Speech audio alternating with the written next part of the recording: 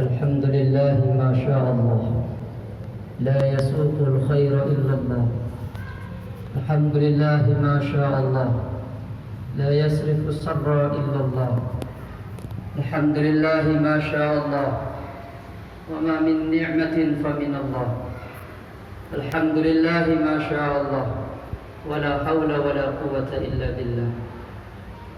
الحمد لله الذي أمرنا بالتقوى والاتفاق ونهانا عن التشقق والنفاق، ونستغفره ونتوب إليه عن سوء الأفعال والخلاق. أشهد أن لا إله إلا الله وحده لا شريك له المحسن الرحيم الخلاق، وأشهد أن محمدا عبده ورسوله المبعوث متمما بمكارم الأخلاق. اللهم فصل وسلم على سيدنا ومولانا محمد أفضل الخلق على الإطلاق، وعلى آله وأصحابه الفائزين في النصح للأمة في الآفاق. صلاة وسلاما دائمين متلازمين إلى يوم التلاق. أما بعد، فيا أيها الحاضرون وزمرة المؤمنين، أوصيكم وإياي بتقوى الله وطاعته لعلكم تفلحون، فقد فاز من اتقى وخاب من طغى. قد أز من قال وتعالى في محكم تنزيله: أعوذ بالله من الشيطان الرجيم.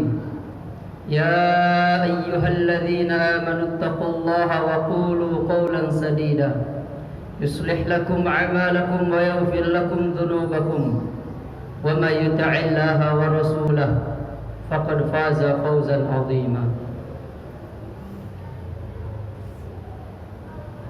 Sebagai bukti kita beriman kepada Allah Subhanahu wa taala, di antaranya adalah senantiasa kita bersyukur kepada Allah dalam keadaan apapun, senang maupun susah, sempit maupun senggang, kaya maupun miskin, bahagia ataupun tidak. Seorang hamba yang di dalam hatinya beriman kepada Allah senantiasa menampakkan rasa syukur kepadanya. Baginda Rasul sallallahu alaihi wasallam melewati sahabat Ansar. Kemudian beliau bertanya, "Kaifa asbahtum?" Qalu asbahna mu'minin. Bagaimana keadaan kalian pagi hari ini? Mereka menjawab, kami dalam keadaan beriman. Wa ma alamatu imanikum? Apa bukti bahwa kalian masih beriman kepada Allah? Maka diamlah para sahabat, illa Umar ibn al-Khattab radhiyallahu anhu, kecuali Sayyidina Umar. Beliau menjawab, nashkuru 'ala an-na'mah. Pagi hari ini kami bersyukur kepada setiap nikmat Allah. Wa nasbiru 'ala al-bala, dan kami sabar terhadap ujian Allah. Wa nurdi bil qada, dan kami ridha terhadap ketentuan Allah Subhanahu wa taala. Maka Nabi sallallahu alaihi wasallam membenarkan ucapan Sayyidina Umar radhiyallahu taala anhu. Karena itu orang yang beriman itu tandanya senantiasa bersyukur terhadap nikmat Allah, sabar apabila diuji, tidak berkata kecuali yang mendatangkan keridhaan Allah, tidak iri terhadap apa yang diberikan kepada manusia yang lain terhadap fadilahnya, seraya khidmat, tunduk dan taat kepada Allah Subhanahu wa taala. Allahumma shalli ala Sayyidina Muhammad wa ala ali Sayyidina Muhammad. Tidak ada obat bagi orang yang mencintai baginda Rasul, bagi orang yang sangat ingin berjumpa dengan Rasulullah, bagi orang yang sangat mengharapkan syafaat Rasulullah, bagi orang yang ingin senantiasa dipandang oleh baginda Rasulullah SAW kelak di hari kiamat, lebih daripada ucapan salawat yang senantiasa kita baca, khususnya di yaumil gharra, yaitu yaumil gharra, yaitu hari Jumat, hari di mana para sahabat menghabiskan waktu-waktunya untuk bersolawat kepada Nabi Muhammad sallallahu alaihi wasallam. Hadirin jemaah yang dimuliakan oleh Allah Subhanahu wa taala. Baginda Rasul pernah memberikan wasiat yang singkat padat kepada dua sahabatnya, yaitu Abu Dzar Al-Ghifari dan Abi Abdurrahman Mu'adz bin Jabal radhiyallahu taala anhuma.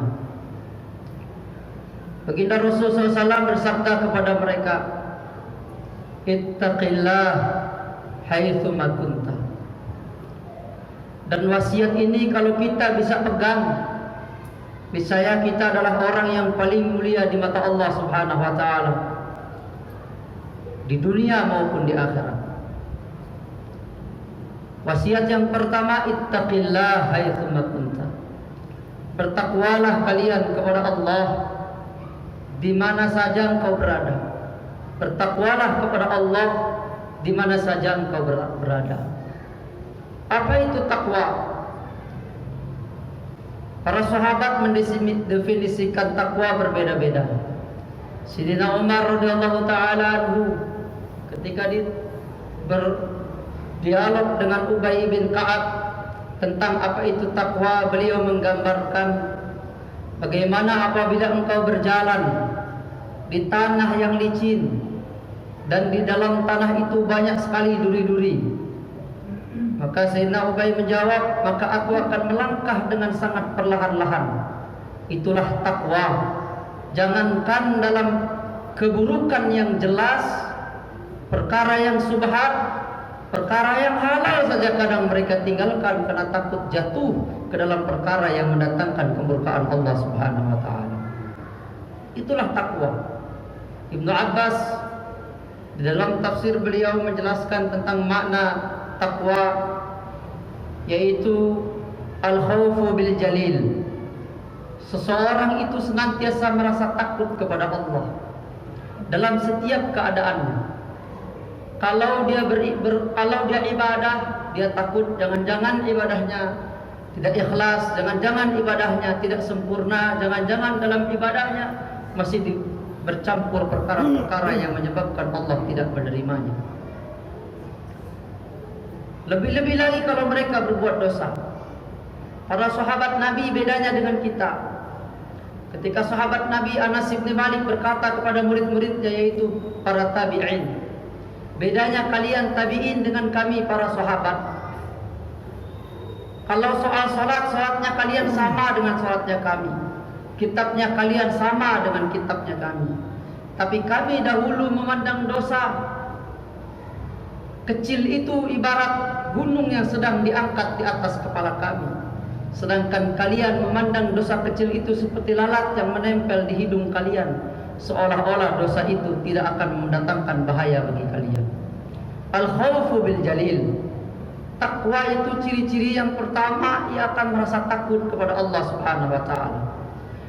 Maka sebanyak apapun salatnya seseorang, sebanyak apapun amalnya, kalau menjadikan ia berani di hadapan Allah, kalau ia tidak punya hormat di hadapan Allah, kalau dia congkak dan sombong serta merendahkan manusia, maka bukan ketakwaan yang sedang dia kerjakan itu, tetapi kebaikan yang menjerumuskan dan membawa dia ke dalam neraka sebab keangkuhannya.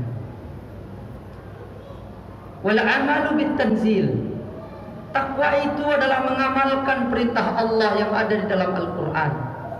Sebab itu para ulama memastikan bahwa tidak ada takwa bagi orang yang tidak mengerti Quran.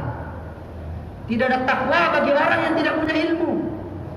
Seseorang yang bekerja, lalu dia tertidur di dalam kelelahan, amsa maghfuran lahu, maka saat kelelahan itu bercucuran ampunan Allah Subhanahu wa taala.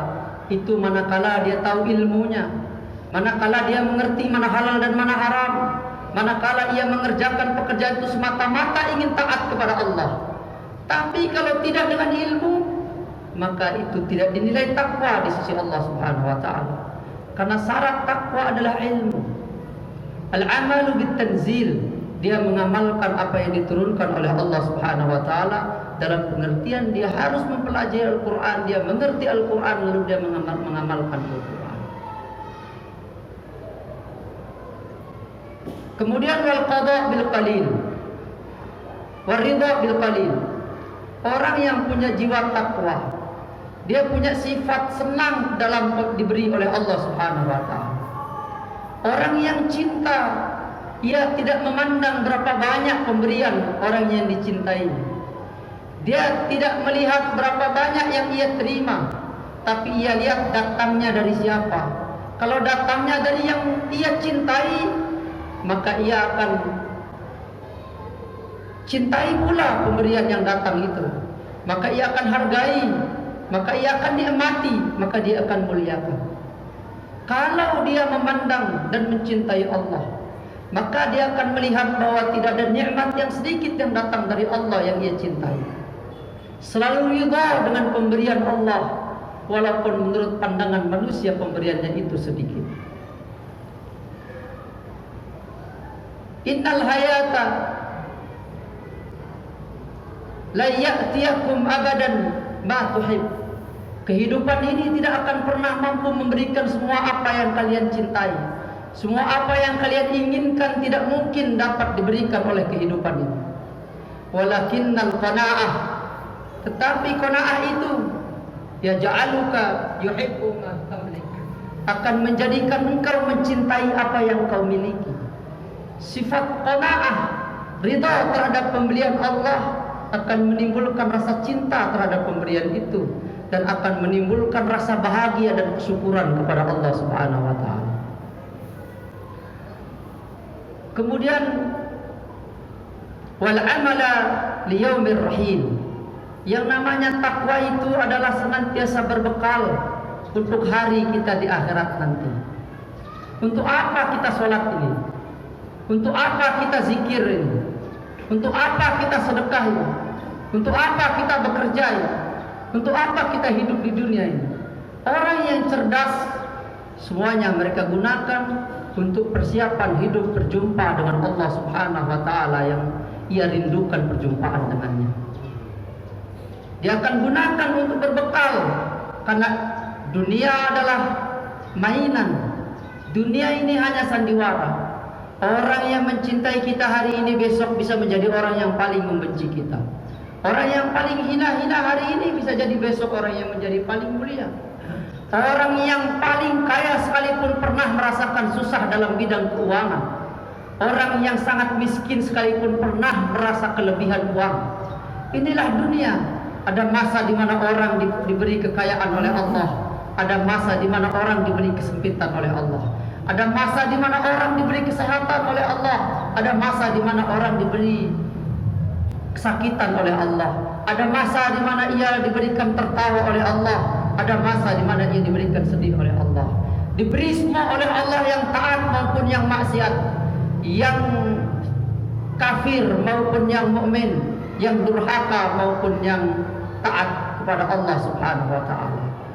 Tetapi orang yang bersungguh-sungguh menjadikan segala yang ia peroleh di dunia ini semata-mata untuk berjumpa dengan Allah, itulah orang-orang yang bertakwa, itulah orang-orang yang cerdas, itulah orang-orang yang bernilai di sisi Allah. Nilai kita di sisi Allah Subhanahu wa taala dilihat seberapa besar keberimanan kita, keyakinan kita, dan seberapa banyak amal baik kita. Itulah nilai kita di sisi Allah. Mungkin kita di hadapan petani adalah orang yang paling miskin karena kita tidak punya tanah, tidak punya sawah, dan tidak punya ladang. Di hadapan akademisi, orang yang lulusan S1 itu bukan apa-apa di pandangan para profesor. Demikian pula dengan orang yang punya mobil itu di hadapan orang yang kaya raya itu tidak ada apa-apanya. Seorang kepala desa itu bukan apa-apa di hadapan gubernurnya. Nilai-nilai ini semua akan terus berganti dan tidak nilainya. Tapi nilai yang hakiki adalah nilai keyakinan dan amal kita, karena itulah nilai yang akan dipandang oleh Allah Subhanahu wa taala. Tidak peduli kita jadi apa di hadapan manusia, tidak peduli orang memandang seperti apa terhadap diri kita. Wa minhum man yarana minar rafi. Sebagian ada yang memandang kita ini tinggi. Wa minhum man ra'ana bisu. Sebagian orang selalu memandang kita ini orang yang selalu berbuat buruk. Wa minhum man yarana bi ra'yid dani, sebagian orang ada yang memandang kita dengan pandangan hina, pandangan rendah. Tetapi hanya Allah Subhanahu wa taala yang memandang kita dengan hakikat nilai kita yang sebenarnya. Karena itu hadirin yang dimuliakan oleh Allah Subhanahu wa taala, bertakwalah kepada Allah di mana saja berada. Wa atbi'i sayyi'atal hasanata tamhuha. Siapa di antara kita yang tidak pernah berbuat dosa? Dan siapa yang menjamin dirinya bahwa besok atau besok dia tidak akan lagi berbuat dosa? Tidak ada satupun di antara kita yang mampu menjamin itu. Tapi baginda Rasul mengajarkan, manakala kamu berbuat dosa, manakala kamu berbuat buruk, atbi'is sayyi'ah al-hasanah, maka segeralah setelah berbuat buruk itu ikuti dengan kebaikan. Maka kebaikan itu akan menutupi setiap keburukan kita. Bertaubatlah terhadap solat-solat yang pernah kita tinggalkan, lalu ikuti dengan memperbanyak solat sunnah. Semoga itu bisa memenuhi. Bertaubatlah karena seringkali kita menyakiti hati tetangga kita dengan kita sering mendoakan mereka, sering membahagiakan mereka. Semoga itu bisa menutupi dosa-dosa kita. Berusahalah untuk memperbanyak sedekah. Barangkali itu nanti bisa menutupi dosa kita, sebab kita dulu pernah mengambil sedikit banyak daripada harta orang lain yang kelak akan mempersulit hidup kita di sisi Allah Subhanahu wa taala. Wa atbi'i sayyi'atal hasanata tamha. Innal hasanat yudhibna sayyi'at. Sesungguhnya kebaikan-kebaikan itu akan menghilangkan dosa-dosa. Kita jangan lupakan dosa-dosa kita. Jangan juga kita ingat kebaikan-kebaikan kita. Tapi kita tidak boleh larut untuk bersedih hati dalam dosa-dosa kita, lalu kita diam saja. Lebih baik kita ikuti perbuatan buruk yang dulu pernah kita lakukan dengan bersegera berlomba-lomba menuju ampunan Allah dan surganya, yaitu dengan memperbanyak berbuat baik. Wa khaliqin nas bi khuluqin hasan. Yang selanjutnya, yang terakhir adalah senantiasalah bergaul dengan manusia dengan akhlak yang paling baik. Akhlak yang paling baik adalah yang paling dasar menahan diri untuk jangan menyakiti siapapun. Jangan memandang wajah orang lain dengan pandangan hina, walaupun hanya terbetik di dalam hati. Jangan merasa diri kita lebih hebat daripada orang lain. Merasalah bahwa kita butuh terhadap doa-doa orang yang beriman, wabil khusus mereka-mereka yang lemah di antara kita. Sa'ad bin Abi Waqqas pernah menyebut-nyebut kebaikannya seolah-olah ia tidak butuh lagi kepada orang-orang fakir, orang-orang miskin dan orang-orang lemah. Maka baginda Rasulullah SAW kemudian marah, beliau bersabda, bal tunsaruna wa turzaquna bidu'afaikum. Kalian ini dapat rezeki wahai orang-orang kaya. Kalian ini dibantu wahai orang-orang yang menang. Itu sebab sabarnya orang-orang yang lemah di antara kalian. Kalau orang-orang yang lemah di antara kalian itu sudah mengadu kepada Allah, maka orang-orang kaya tidak ada satupun yang akan diberikan rezeki oleh Allah. Kalau orang-orang yang lemah itu terus-menerus kalian hina, kalian injak-injak, lalu pecah hatinya, hancur hatinya, hanya berharap kepada Allah, meneteskan air mata di tengah malam, maka Allah tidak akan memberikan pertolongan kepada umat ini. Makanya berhentilah menzalimi orang-orang yang lemah di antara umat ini. Wa khaliqin nas bi khuluqin hasan. 3 perkara ini hendaklah kita pegang baik-baik dalam kehidupan kita. Maka siapa yang melakukan 3 perkara ini, niscaya dia akan memperoleh kemuliaan dunia akhirat. Barakallahu li wa lakum fil Qur'anil azim wa nafa'ni wa iyyakum bima fihi minal ayati wa dzikril hakim wa taqabbalallahu minni wa minkum tilawatahu innahu huwal ghafurur rahim.